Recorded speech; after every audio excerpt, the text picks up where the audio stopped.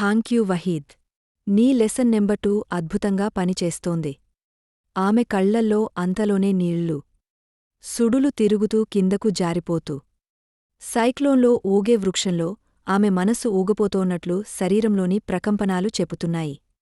ఎడారిలో ఒయాసిస్ని వెతుకుతున్నట్లు ఆమె పెదాలు తన పెదాల్ని చేరుకుంటున్నాయి.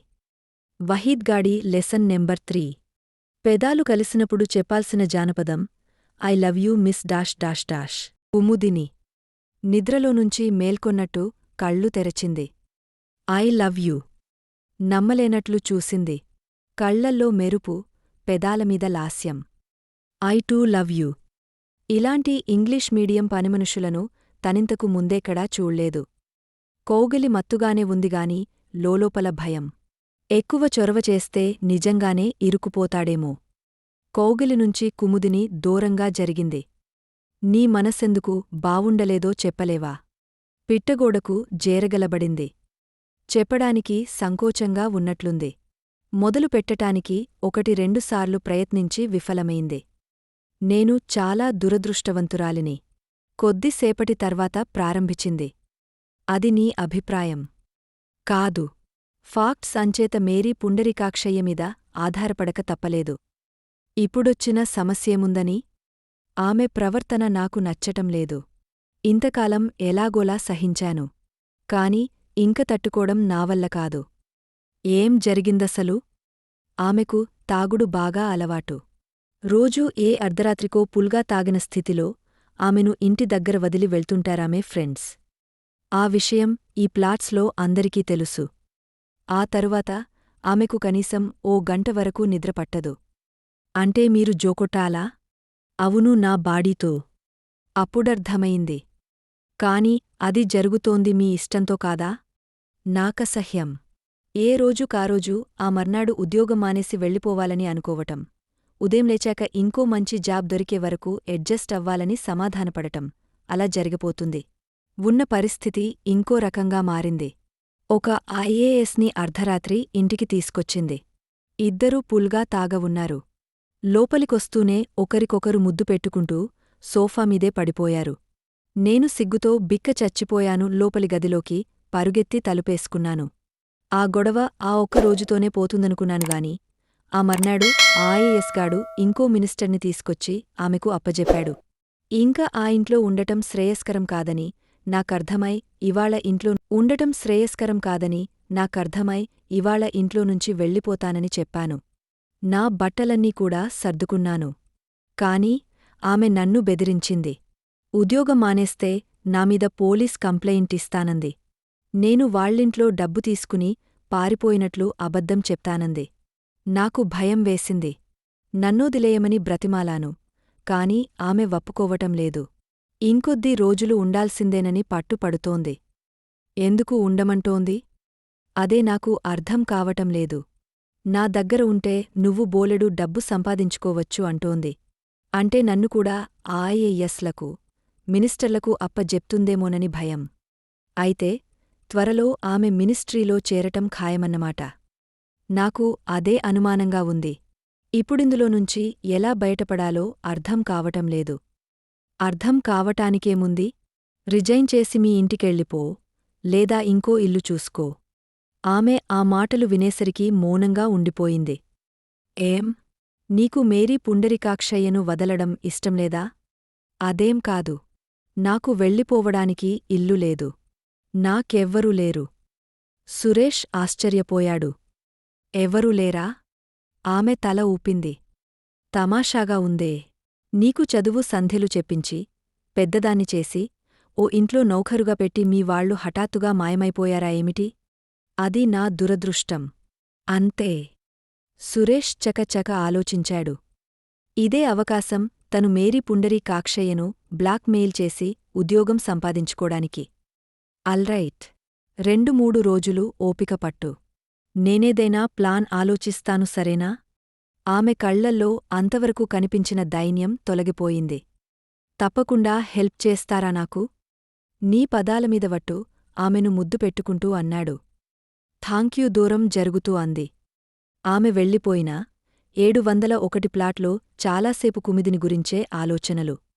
ఐ లవ్ యూ అంటూ కోగలించుకున్నప్పుడు ఆమె కళ్లల్లో మెరిసిన మెరుపు కొంచెం కలవరం కలిగస్తోంది. తను నిజంగానే ప్రేమిస్తున్నాడనుకుంటుందేమో. అనుకున్నా నష్టమేముంది? ప్రేమ వరకు ఫర్లేదుగాని పెళ్ళి అంటేనే కష్టం. పని మనుషులను పెళ్లి చేసుకునేంత ఉదార స్వభావం తనకు లేదు. తన పెళ్ళి శిరీషతో జరగాలి. అంతటి అందాల దేవతను సొంతం చేసుకుంటే ఆ తరువాత తను నిద్రలేమి జబ్బుతో ఎగిరిపోవాల్సి వస్తుంది. అయినాగాని శరీషే తనకావాలి.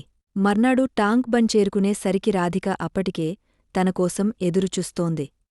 You are late by 25 minutes. Better late then never అనేది నా పాలసీ.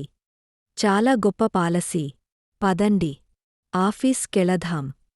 ఇద్దరూ ఆటోలో ఆఫీస్కి బయల్దేరారు. ఆఫీస్ దగ్గర స్టాఫంతా గుమిగుడి మాట్లాడుకుంటున్నారు. రాధికను చూడగానే చాలామంది ఆమె చుట్టూ మూగారు. ఇతనేనా మీ హజ్బెండ్? ఇప్పుడర్థమైంది.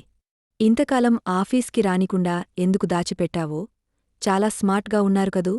నవ్వుతూ అంది రజని. రాధిక సురేష్ని పరిచయం చేసింది. ఈమె రజని. నా బెస్ట్ ఫ్రెండ్. వీళ్ళాయన దుబాయ్లో ఉన్నారు. ఆఫ్ కోర్స్ ఆ విషయం ఆమెను చూడగానే తెలిసిపోయింది. రాధికతో పాటు రజని కూడా ఆశ్చర్యపోయింది. అదెలా తెలుస్తుంది? భగవంతుడిచ్చిన గిఫ్ట్. రజని నవ్వేసింది. ఈమె పేరు హెమరేఖ. మరొకామెని పరిచయం చేసింది రాధిక. ఈయన ఆమె భర్త Vishnuvardhan. Hello. Glad to meet you. మీరు తప్పకుండా సైంటిస్ట్ అయి ఉంటారు. విష్ణువర్ధన్ ఆశ్చర్యపోయాడు. మీకెలా తెలుసు? ఆమె పేరు హెమరేఖ కదా. కనుక మీరు ఎప్పుడు మన ఇండియన్ సైంటిస్ట్ లాగా అంటార్కిటికా టిప్లోనే ఎక్స్పెరిమెంట్స్ చేస్తుండాలి.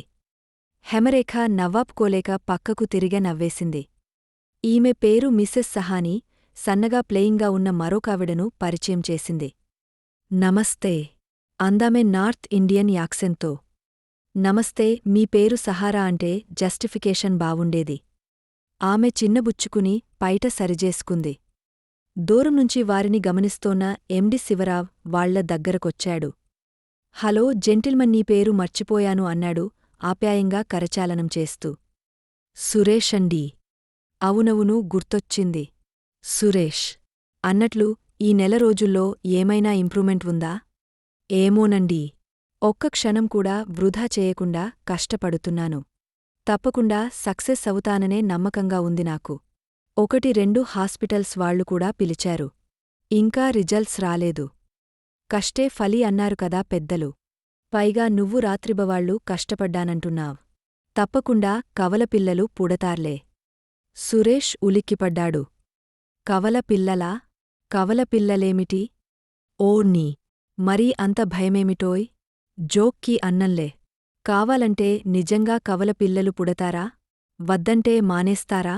కవలపిల్లలని ఎందుకన్నానంటే ఈ మధ్య పిల్లలు ఒక్కరు పుట్టటానికి భయపడుతున్నారులే. అదే టెర్రరిజం, దోపిడీలు, హత్యలు ఎక్కువైపోయాయి కదా. అందుకని జంటలు జంటలుగా పుడుతున్నారు. భలేవారే. మీరు పిల్లల గురించి మాట్లాడుతున్నారా? నేను ఉద్యోగం గురించి అడుగుతున్నారనుకున్నాను. ఎండి పగలబడి నవ్వేశాడు. రాత్రిబగళ్ళు కష్టపడుతోంది ఉద్యోగం గురించా? అవునండీ. ఉద్యోగం దొరక్క ఎక్కడికి పోతుందిలే. నేను వర్రీ అవుతోంది మీకు పిల్లలు పుట్టకపోవటం గురించి. సురేష్ కంగారు పడ్డారు. అదా? అది. Okay, don't worry. ఈ పిక్నిక్కి డాక్టర్ మైత్రేయి కూడా వస్తోందిలే. వీలైతే అక్కడ గెస్ట్ హౌస్లోనే నిన్ను ఎగ్జామిన్ చేయమని చెప్తాను. షీ ఈజ్ ఎక్స్పర్ట్ ఐసే. నిన్ను టేబుల్ మీద 5 నిమిషాలు పడుకోబెట్టిందంటే చాలు. బయోలాజికల్ జాతకం మొత్తం బయట పెట్టేస్తుంది.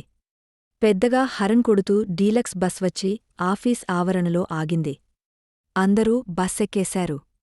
బస్తోపాటు ఎండి కార్లు 2 కూడా బయల్దేరాయి. బస్ టర్నింగ్ తిరుగుతుంటే రాధిక మీదకు ఒరిగపోయాడు సురేష్. ఆమె కోపంగా చూసింది. చిల్లరగా బిహేవ్ చేయకండి.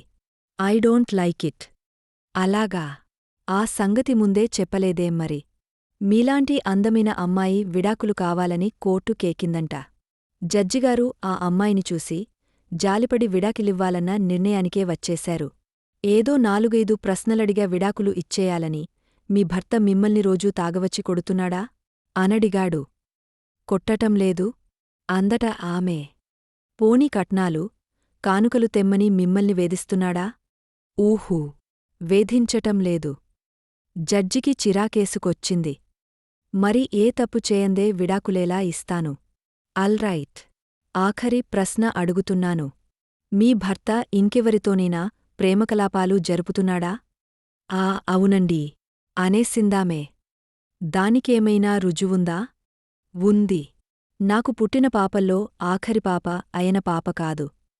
రాధిక ముఖం కోపంతోనూ, అవమానంతోనూ ఎర్రబడింది. ఇది నాకు చెప్పటంలో మీ ఉద్దేశ్యం? జోక్ చెప్పాను. అంతే. నాకిలాంటి జోక్లు కూడా నచ్చవ్.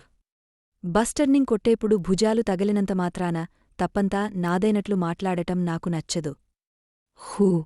మీతో మాట్లాడటం నాది బుద్ధి తక్కువ. నేను కాదనుకుంటున్నాను. ఆమె ఇంక మాట్లాడలేదు.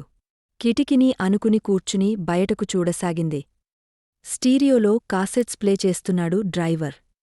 ఆ పాటకు జార్జ్ అనే అతను లేచి డాన్స్ ప్రారంభించాడు. ఫ్రెండ్స్, ఈ కథ నచ్చితే లైక్ చేయండి, కామెంట్ చేయండి, ఛానల్కి సబ్స్క్రైబ్ చేసుకుని పక్కనే ఉన్న బెలైకాన్ ఆన్ చేసుకోండి. నెక్స్ట్ పార్ట్లో మళ్ళీ కలుద్దాం. బాయ్.